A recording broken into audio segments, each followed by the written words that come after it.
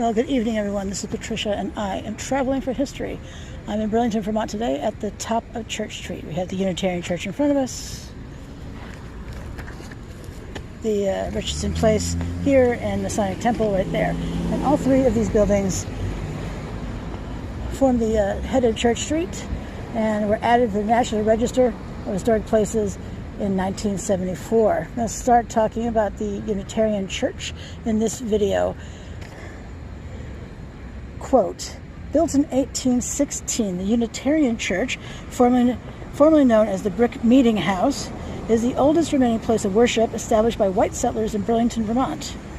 It is located along the northern side of the intersection of Pearl Street and the Church Street Marketplace. The street behind me here is Pearl Street. The building is a contributing property of the head of Church Street Historic District combination, as I just said, with the Masonic Temple and the Richardson Building.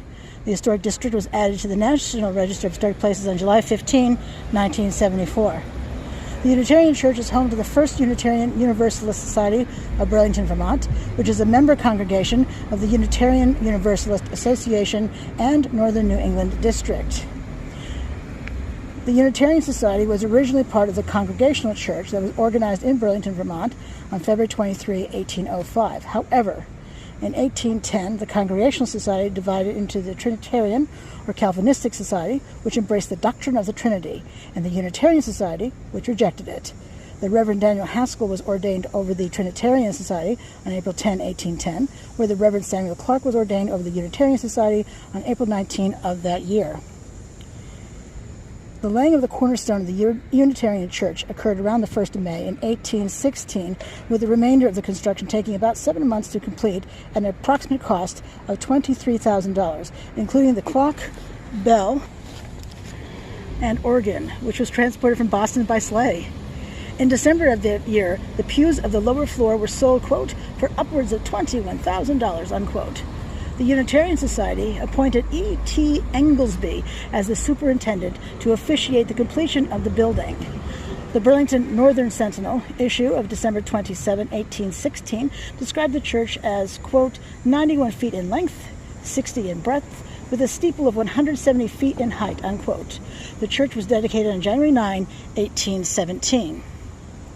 In 1910, prompted by a letter from a historical researcher from Boston, the Burlington City Treasurer L.C. Grant had discovered that the original bell for the church was cast by Paul Revere on October 13, 1816.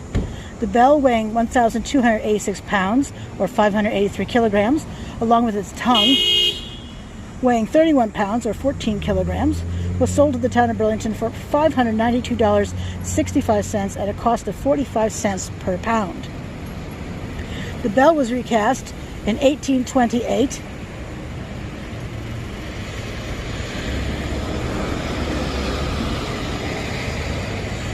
at a cost of $166.88 and was replaced sometime in the 1900s after a crack had developed. In August 1954, the church steeple was struck by lightning that unknowingly caused extensive deterioration over the course of the ensuing 16 months until it was revealed that the base had settled and tilted eastward by approximately 2 feet. By 1956, the decision was made to demolish the steeple, which took about 6 weeks to complete. Steeplejacks out of Framingham, Massachusetts, managed to salvage the windows, bell, and pieces of metal sheathing during the process.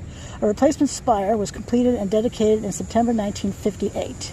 The presiding pastor at the time, the Reverend Robert S. Miller, had commented that the project was financed by a $55,000 fund drive, quote, to which people of nearly all faiths contributed, unquote. So some other information about this. First of all, if you're wondering why there are always so many windows and open spaces in the steeple up there, it's so the people who work up there, like steeplejacks, can actually see what they're doing. There's just not enough light up there. Another thing, and I just thought of this, the clock on here, I'm pretty sure that John J. Flynn bought the clock, for the church here.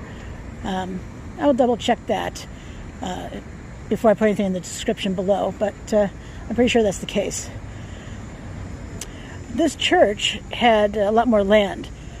And when they sold off the land so people could build houses, there were no property taxes on that land for 100 years.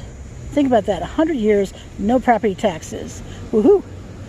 But when that ended, I do recall the hullabaloo of people being up in arms. Oh my gosh, property taxes, they're so high, they're so expensive. Yeah, well, 100 years of no collections, property taxes are high in Burlington.